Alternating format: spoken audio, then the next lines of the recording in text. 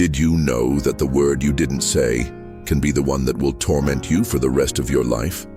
This is the story of a daughter who spent years fighting with her mother, until the day he lost the chance to ask for forgiveness. And when he discovered the truth above all, it was already too late. Stay until the end, because this story will mess with how you feel and can change the way you look at the one you love. Before starting, leave the like and subscribe to the channel, because here you will hear stories that no one has the courage to tell, but that everyone needs to hear. Now prepare your heart, because this story begins now. Laura walked slowly down the narrow hallway of the house, smelling the smell of coffee that mixed with the cold morning breeze. The wood beneath his feet creaked discreetly, and there was a sense of remembrance in the air, as if the walls held echoes of ancient voices. She held a yellowed and slightly crumpled letter, as if the object could fall apart at any moment. At each step, he remembered fragments of a life marked by guilt, misunderstandings, and, above all, regret for everything that was not said while there was still time. With the letter in hand, she stopped near a window that overlooked the backyard. The rising sun cast a soft light on the grass, which shone slightly damp. For a brief moment, Laura closed her eyes. The memory brought the face of his mother, Helena, a woman with a rare smile and tired look, as if carrying secrets that she never allowed anyone to decipher. And, inevitably, came the memories of the many times the two confronted each other, exchanging accusations that today hurt more than any silence. Laura took a deep breath, still with the letter in her hand, and remembered the day when everything had started to fall apart. He was 18 years old and lived in that same house, but the relationship with Helena had always been fraught with tension. The mother, rigid and controlling, placed in her daughter a series of expectations that seemed impossible to fulfill. Early in the morning, friction became part of the routine. Almost every morning, Helena appeared at the door of the room demanding that Laura get up to have breakfast with the family, as if something terrible would happen if she was even a minute late. Laura, tired of that, felt suffocated because she never understood the reason for so much control. On that particular day, Helena had prepared the table with extreme care. There were breads, fruit cut into symmetrical slices, a simple cornmeal cake, and a fragrant coffee pot that filled the air with comfort. But even with the welcoming appearance, the atmosphere was tense. Her mother looked at the clock on the wall every few seconds, and when Laura finally appeared, already with an expression of displeasure, Helena let out a dry sentence. "Do you have any idea how long you are making me wait?" Laura lowered her gaze, trying to suppress a rude answer, feeling the old anger of always welling up in her chest. Helena continued, "You need to understand that life doesn't wait for anyone, and I'm not going to be here forever. I want you to learn to value time." The sitting at the table was almost a forced act. In silence, Laura buttered the bread, avoiding making noise when moving the cup. From time to time, he risked peeking at Helena's expression, who had a furrowed brow and looked at her daughter as if analyzing her every move.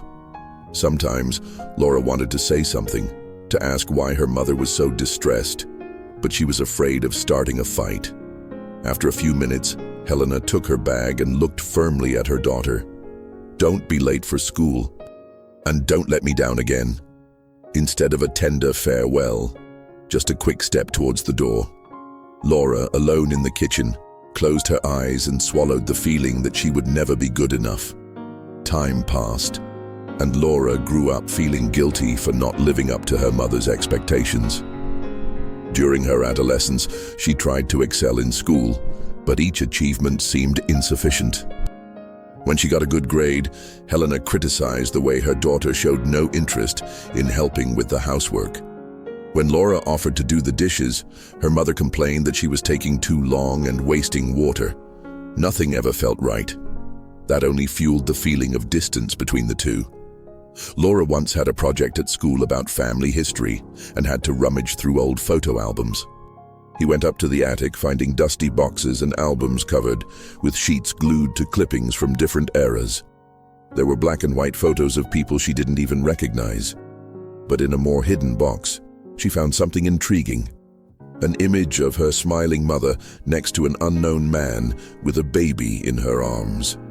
What caught her attention most, however, was not Helena's smile, something she rarely saw in the present, but the look of tenderness that the woman gave to the man. He looked like someone else. That moment, captured on photographic paper, showed a young Helena, full of hope. Next to it, a small draft letter. It said something about difficult decisions and guilt that consumed the heart. Before she could read it all, Helena suddenly appeared in the attic, her gaze flaming with rage and sorrow contained. Grabbing the box, he demanded that Laura not touch his things again. The daughter tried to justify herself, but the mother interrupted without allowing explanations. The feeling of having unraveled a forbidden secret made the distance even greater. At that moment, Laura realized that Helena kept a past that had never been shared. He was curious but also afraid to ask. What would have happened? Who was the man in the photo? Why did the letter mention guilt? The young woman came down from the attic with her heart racing, with the impression that she had seen a breach in a mystery that had not been made for her eyes. From then on, the relationship became even colder. Helena was constantly worried, almost paranoid, as if she feared that her daughter would discover something that she herself could not accept. And so each of the two closed herself more, unable to understand the other. When Laura turned 20-something, she decided to continue living in the same house to save expenses while attending college. Helena, however, saw in this a sign of accommodation. The arguments became more frequent as the mother believed that her daughter did not try hard enough to get an internship or a decent job. In the late afternoon, Laura watched videos about possible areas of activity, while Helena appeared in the room with a newspaper full of job vacancies circled in red pen. "Aren't you going to sign up for any of these?" he asked in a demanding tone. Laura took a deep breath, trying to stay calm, but the feeling of being pressured by someone who didn't recognize her effort made her nervous. "Mom, I've been sending several resumes every week. It's not that simple. Companies ask for experience, but how am I going to have experience if no one gives me the opportunity?" Helena rolled her eyes, throwing the newspaper on the coffee table. "Life is not simple at all, Laura. I learned that the hard way, and I'm not going to let you waste your time doing nothing." Laura got up from the couch, annoyed, and replied, "I'm not doing anything. I'm studying, trying to build something. You never bother to see that." The voices were raised until Helena, trembling, snapped, "Do you think life was easy for me? I had to give up so many things. If only you knew." But he fell silent, leaving an uncomfortable silence in the air. Laura, her face on fire from crying, counterattacked. "Then tell me, Mom. Tell me, once and for all, why you are like this with me. Why does it seem to blame me for everything?" Helena stared at her daughter for a long moment, with a pain that mixed anger and sadness. He only murmured, "One day, you'll understand." Then he turned and went to the bedroom, ending the discussion without any solution, leaving Laura desolate in the living room. Time has advanced a little more. Laura graduated, but still did not have a stable placement in the market. The tension in the house only increased. At 28, she found herself trapped in a routine of fights and resentment. Perhaps, if he had the resources, he would have already left there. But at the same time, she felt trapped by the need to understand that woman who was her mother. I carried, deep down, the hope that one day they could reconcile, find a point of peace. But the routine was marked by increasingly intense friction, until the apex of the whole situation came. It was night, and Helena, exhausted after a day of work, arrived complaining about the state of the kitchen, the overdue bills, the problems that she believed were Laura's fault alone. The daughter, in turn, tired of always being the target of criticism, exploded. She began to scream, saying that she felt like a stranger inside her own house, that her mother never praised her, that nothing was ever good. Helena, her face filled with anger, countered with memories of sacrifices she had made in the past. She said that she had given her all to support and raise her daughter, and that now she could no longer stand to see her standing still without getting a decent job. The words hurt like knife blows. Laura, with tears in her eyes, answered something she would never forget. "You blame me for ruining your life, don't you? Is that what you mean? That I'm responsible for everything that went wrong for you?" Helena was silent for a second. That decisive second in which everything could take another turn. But instead of denying it, he replied with regret, "You have no idea." And before she could finish the sentence, Laura shouted, "No, you have no idea what I feel. I didn't ask to be born. If being your daughter is that bad, why didn't you abandon me when you had the chance?" It was the final blow. Helena grabbed her bag and left the house, slamming the door so hard that the walls shook. Laura stood still, her crying stuck in her throat, questioning whether she had crossed the line. A part of her wanted to run after her mother, apologize and say she was just talking under pressure. But pride and anger spoke louder at that time. Half an hour later, the phone rang. Laura answered without enthusiasm. The voice on the other end was urgent. They informed that Helena had been in a serious car accident. The daughter was asked to come to the hospital immediately. The phone almost slipped out of his hands. In shock, she grabbed her car keys and darted down the street, thinking of nothing but the despair that gripped her body. The drive to the hospital seemed like an eternity, and each closed traffic light was a reminder that he might be losing precious seconds. Guilt began to pulsate inside her, a feeling of suffocation. Why had he shouted so many things that he should not have said? When he arrived at the hospital, he found a cold environment, full of hurried noises, checks from machines, murmurs from nurses. She spoke to the receptionist, who asked her to wait as her mother was in surgery. Sitting in a plastic chair in the hallway, Laura watched time slow down. He relived all the fights, the arguments, the offenses. Unable to hold back her tears, she whispered to herself, "I'm sorry, Mom. Please don't die. Don't leave me like this." Every nurse or doctor who passed by was hoping to get some news, but no one could give details. It was an agony that lasted for hours, until a man in a white coat with a closed countenance approached. He crouched down to speak to Laura at eye level and uttered the words she would never forget. She did not resist the internal bleeding. "I'm sorry." For a few seconds, Laura felt as if the ground disappeared. A dizziness took hold of her, her breath caught in her chest, and a sense of unreality overwhelmed her. Helena was dead. There would be no chance of reconciliation, of asking for forgiveness, of saying the 1,000 things that were stuck in my throat. There would never be a conversation, a hug, or even an argument again. Only emptiness. A wave of guilt swept Laura, bringing her to desperate tears, hugging herself in that hospital corridor. The following days were a fog of pain. At the wake, in a small chapel lit by yellowish lamps, Laura could barely face the closed coffin. Standing, holding a white rose, he just cried in silence. Helena's face would never be seen again, but it was impossible not to remember the last discussion. He felt as if he had pricked his own heart as he said everything he said. She belatedly realized that behind each demand, perhaps there was only concern and a strange and crooked love that Helena did not know how to show. And now, it was too late. Family and a few friends offered hugs and words of consolation, but nothing seemed to calm the torrent of thoughts that dominated Laura. Then, Aunt Marisa, Helena's sister, approached with equally teary eyes. He handed her a sealed envelope with Laura's name on the addressee, written in Helena's unmistakable handwriting. "I found this in her room. I think she wanted me to stay with you." Laura felt a chill. Had his mother written any farewell, any emotional testament? With trembling hands, he opened the letter, which said, "Laura, I know that I have been hard with you and that I have often acted as if I do not care.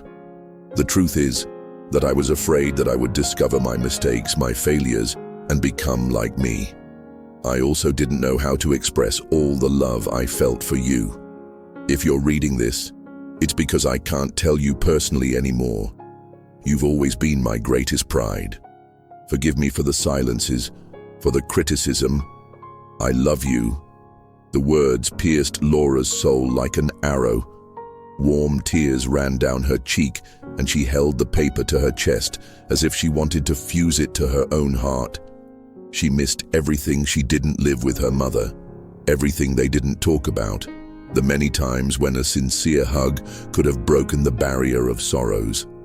That letter was a breath of truth that Helena had not had the courage to say in life. And while it hurt, it offered some chance of healing. In the days that followed, the house looked like a mausoleum of memories. Every object, every door that opened, every corner where Helena used to stay, echoed her absence. Laura wandered the rooms, opening drawers and collecting fragments of a life she never understood. He climbed once more into the attic, trying to better understand what had happened in his mother's youth. There, he found old letters, a diary full of confessions, faded photos of happy and sad times. He read about how Helena had become pregnant unexpectedly and had been kicked out of the house by strict parents. She discovered that the man in the photos, Roberto, was her father, and that she had left without looking back. He saw descriptions of sleepless nights, with no money for medicine, no one to ask for help. The words of the diary overflowed with loneliness and helplessness. It was then that Laura began to understand that Helena's bitterness had been shaped by deep pain. She blamed herself for a lot, and in trying to control her daughter, perhaps she just wanted to protect her from a similar fate. Laura's guilt only increased, but she realized that she could not be trapped in that feeling. She needed to seek help, because the pain was consuming her to the point of preventing her from eating, sleeping, smiling. She sought out a therapist, Dr. Beatriz, who received her in a cozy office with soft armchairs and pictures of calm landscapes on the walls. The young woman told everything from the first serious fight to the fateful day of the accident, crying copiously. The therapist listened to her patiently without judgment and said, "Guilt is natural, Laura, but we need to find a way so that it doesn't dominate you. Your mother will not come back, but you are here. What do you think she'd like you to do now?" Upon hearing the question, Laura remembered the last words of the letter. "I love you." That sounded like a belated request for reconciliation. Perhaps Helena wanted her daughter to live fully, overcoming the pain, finding forgiveness. Over time, and after several sessions, Laura took the first steps towards a different life. She began to tidy up the house, donate clothes and objects that no longer made sense, and keep only what brought good memories. She decided to cultivate the small garden that her mother loved. With each flower she watered, she felt a little closer to understanding Helena. While taking care of that space, I could almost hear her voice, indicating how to prune such a plant, how to fertilize the soil. It was as if finally, the two were in tune. In this process, the memory of the discussions was replaced by the realization that there was something deeper between them. Love that was never said properly. In a moment of introspection, Laura found in the attic a music box that she didn't remember seeing before. As she opened it, the sweet melody enveloped her, and inside was a small necklace with a heart pendant. One note read, "To my daughter, who will always have my heart." That disarmed any remaining barrier. Laura felt tears of gratitude and pain at the same time, hugging the box as if it were the mother present there. A few weeks later, while reorganizing her belongings, Laura came across a bunch of notes about guilt, regret, and family relationships. That inspired in her the desire to share with other people the importance of not leaving the words of love for later. He remembered the feeling of emptiness in the hospital, the despair of not having said everything he needed. I wanted to prevent other people from going through the same anguish. That's how the idea of creating an internet channel came about, where she could talk about the value of family ties, forgiveness, and dialogue. Initially, Laura felt insecure, as she was not an expert, but just someone marked by a painful experience. Even so, he recorded his first video with a trembling voice, reporting in a simplified way that he had lost his mother after an argument and that he had seen life very differently since then. He insisted that everyone say, "I love you," to whoever was important in their lives. Gradually, the channel began to have reach. People left comments saying that they identified with the story, that they had also lost loved ones without being able to say goodbye. Messages arrived from everywhere, reporting requests for forgiveness and reconciliation from families. That gave Laura the certainty that she was on the right path. The pain that once consumed her now turned into a kind of mission, to make others aware of the weight of unspoken words. In the midst of this reconstruction process, Laura received an intriguing message from a man named Carlos, who claimed to have known Helena in his youth. He claimed to know details about Laura's father and offered to tell everything personally. With her heart racing, she agreed to meet at a cafe in the city. He sat at a table by the window, looking at each person who entered, until a gray-haired, serene-looking gentleman approached. "Are you Laura?" he asked, sketching a contained smile. She nodded, not hiding her curiosity and nervousness. Carlos said that he was Helena's childhood friend and that, at the time Laura was about to be born, he witnessed many conflicts between Helena and Roberto, her father.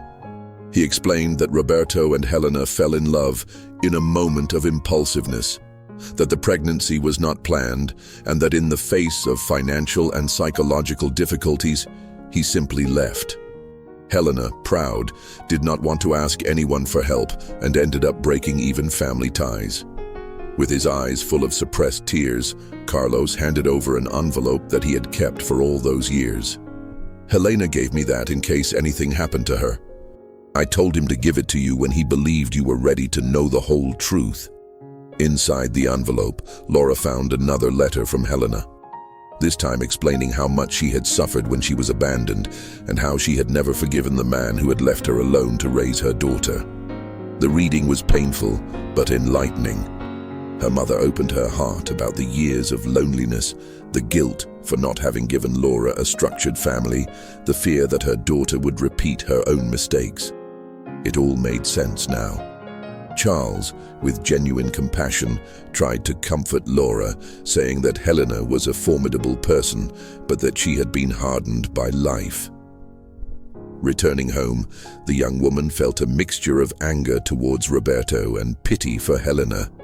One part of her wanted to know the whereabouts of this man, but another part was afraid to reopen wounds. He spent nights reflecting and concluded that it was not worth feeding the grudge. The best he could do was to move on, honoring the love that Helena never knew how to fully express. She continued to focus on her channel, talking about the importance of forgiveness and dialogue, and encouraging others to tell their stories. Surprised, he received invitations to lectures in schools, churches, and community centers where he shared his trajectory. With each report, people were moved by the weight of not saying what they feel and leaving for later what is essential. He saw families hugging, children calling distant parents, words of love being exchanged. For the first time, Laura felt that the pain that had consumed her when she lost her mother was being resignified into something luminous, which spread empathy and hope.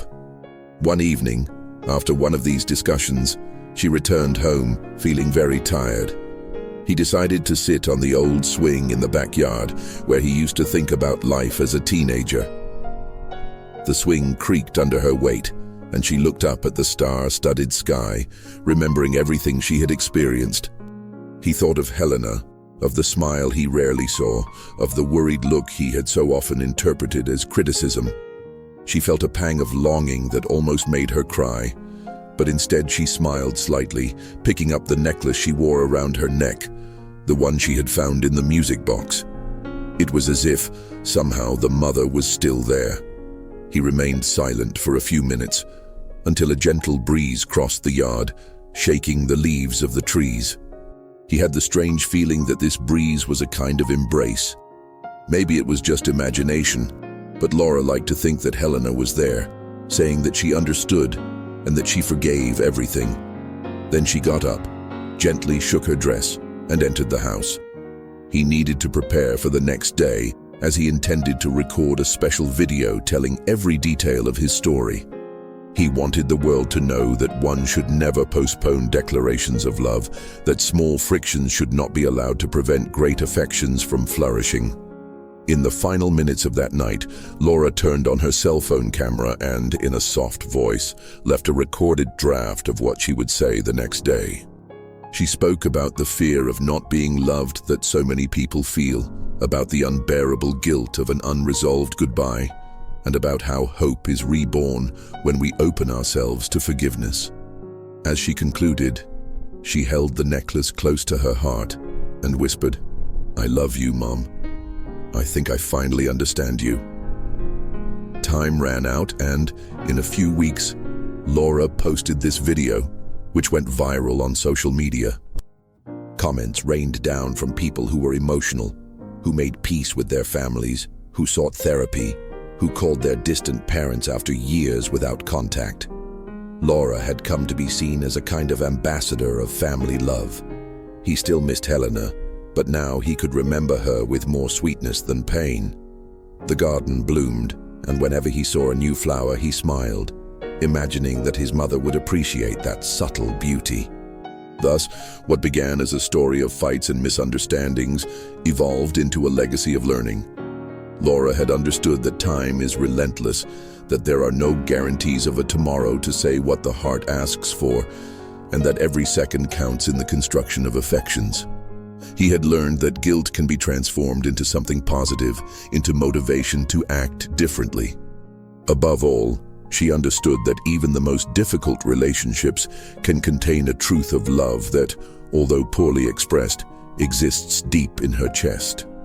Shortly after, Marissa, the aunt, wanted to pay tribute to Helena, gathering family and friends to remember good times. Laura agreed hesitantly. That day, everyone gathered in the backyard of the old house. There were photos of Helena on murals, some flowers scattered, and each person told a striking memory. Even fun stories came to light, like the day Helena fell into a lake during a walk and left laughing, showing a cheerful side that Laura was unaware of. Between laughter and tears, the family toasted to her memory.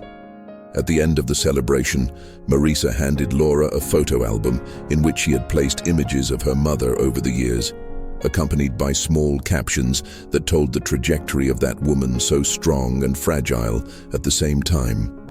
Laura realized that we never get to fully know anyone, not even those we love. There are always hidden corners in the soul of the other. And sometimes we waste time fighting over small things, when we should listen, hug, show affection. As she flipped through the album, she saw photos of herself at various stages of her life, almost all of them unsmiling next to her mother.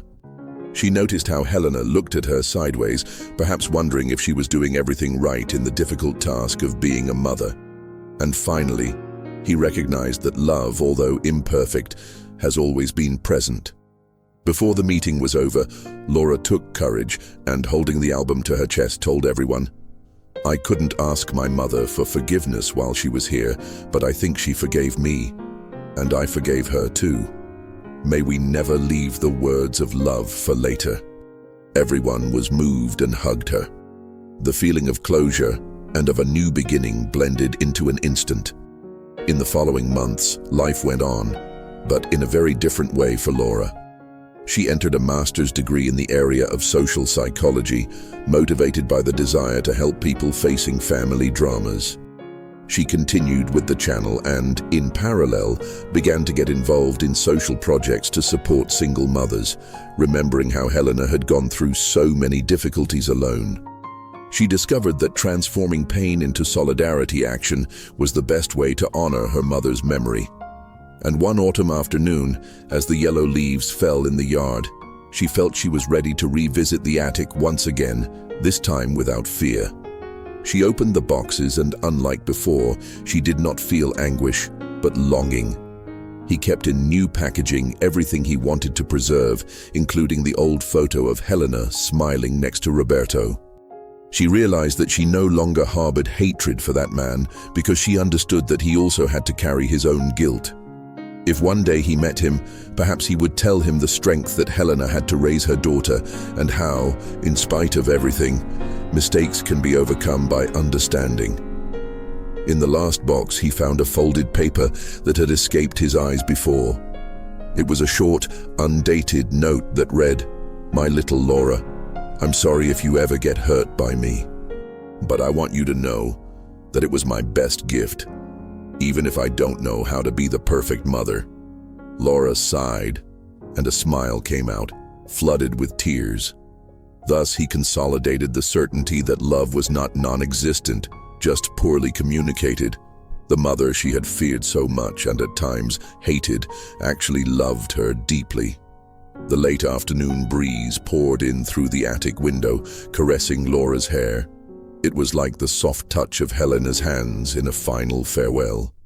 Laura kept the note with the letter that her mother had left on the day of the funeral, and also the necklace she had found in the music box.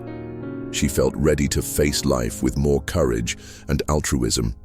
He went downstairs with a peaceful heart, and the certainty that this house, although full of painful memories, was now also a place of hope. Time, a great healer, has brought new directions. The sadness for the loss of Helena continued, but it became a constant reminder not to waste words of affection. Laura started to visit sick people, participate in grief support groups, sharing her story of overcoming. With each face he saw, he remembered his own pain and offered empathy, because he understood that many were consumed by the guilt of not having said goodbye properly to those who left. His channel grew, and the Before It's Late movement gained followers willing to spread the message that love needs to be expressed now, not tomorrow. One morning, he woke up with a sense of renewal, as if he was finally light enough to start over. He decided to paint the walls of the house, changing dark colors for lighter shades. The color chosen for the room was a soft shade of yellow, a symbol of the sun and light that was so lacking in that mother-daughter relationship. When he finished the painting, he noticed how the environment seemed more alive, inviting, almost a reflection of the interior of his heart. He felt that Helena would approve of that change because he always complained about the dark and old-fashioned house. Now he was turning everything into life, just as he had turned pain into compassion. One day, Laura was invited to a local radio program.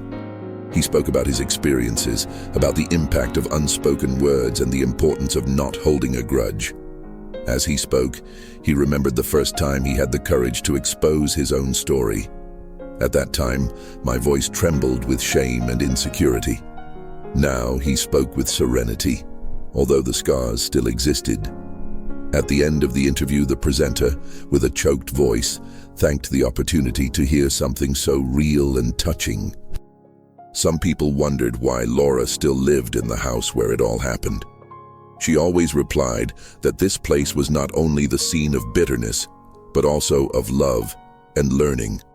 She preferred to face her memories, transmute the growing pain, and maintain the connection with the past that had transformed her into the person she was. Every corner of the house held a story, every rung of the stairs resounded an unfinished conversation that now, in his heart, found some form of conclusion. At dusk on a mild day, Laura sat down again on the swing in the backyard, feeling much stronger and more mature. She let her gaze get lost in the starry sky, immersing herself in reflections on the value of life and how everything can change in a second. She remembered the moment her mother had left and thought about how many words were left behind. However, at the same time, he remembered that Helena had written letters, had left signs of her love, although late. And in that silence, Laura murmured, "I forgive you, Mom." And I know you've forgiven me too. Thank you for everything. I will continue to live and honor his memory. A breeze blew lightly, stirring the leaves of the trees. The swing swayed, and Laura closed her eyes, almost feeling an invisible embrace. Time would not return, the fights could not be undone. But love finally overflowed, even if late. A love that ended the cycle of pain and prepared the ground for a fuller life. The necklace around her neck seemed to pulsate, reminding her that there would always be a tie uniting those two souls, who were once mother and daughter, and somehow still were, in the eternity of memories and affections. In that silence, life went on.